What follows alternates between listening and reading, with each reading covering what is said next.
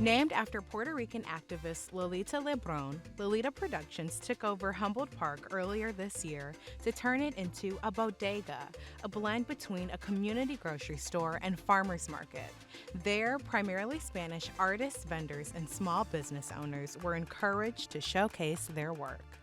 If we're not making our own and if we're not supporting our own, then no one's gonna support us. Yeah. You know, you have to go out there and do it yourself. Held for a few hours on a weekend afternoon, co-founders Brianna and Marisa say by their third event, artists had collectively made over $22,000. The farmers markets that I've been to, it's been a nice vibe, but it's more about getting to sell something. Whereas when you come to a bodega, you're hanging out.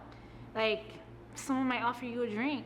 There's gonna be food, like, it's a good time. It's not just a place to come in and spend money. It really is about, to Brianna's point, about community, where we all come together because we would not be able to do what we do if it wasn't for the people who believed in our capabilities. When COVID numbers began to rise again in the fall, the bodegas turned virtual. But artists involved say that hasn't hindered the community the artists have created in the slightest. I don't think my art would be at the level it's at without them, because they basically made me challenge myself because I wanted to show out for them. Like, you know, they were taking a chance by putting me in one of their events, and I was like, I'm not gonna make them regret it. So, and I feel like they do that with so many other local artists, and there's just so many stories to tell out there, and they're really giving people that platform to do it.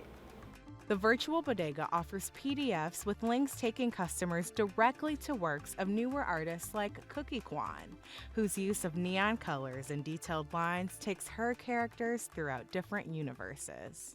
They make me feel seen, and that's really important, especially for artists, especially starting out. Or artists like Sosa, who thought her art could be more impactful than the work she'd originally planned to do as a doctor.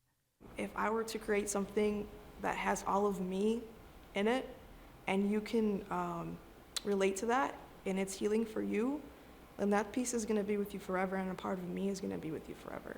And maybe you can help someone understand your life and your situation through that piece that I created. So it's kind of just it creates like a web of connection and community, however far you are away from them. Art educator and artist Brenda Torres Figueroa agrees and says art is not only a way to connect, but to understand. One of her many mediums includes hand-sewn wearable art using fabrics from as far as West Africa. We are cultural producers, right? We are building culture in many different ways by reflecting on the world around us. This is important not only for us being visible and feeling represented and feeling this, and that, but also as part of the process of building a space together and leaving our legacy behind.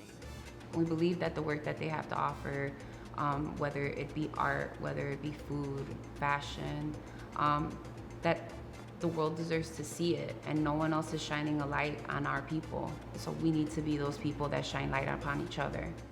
For Chicago Tonight, I'm Angel Ito.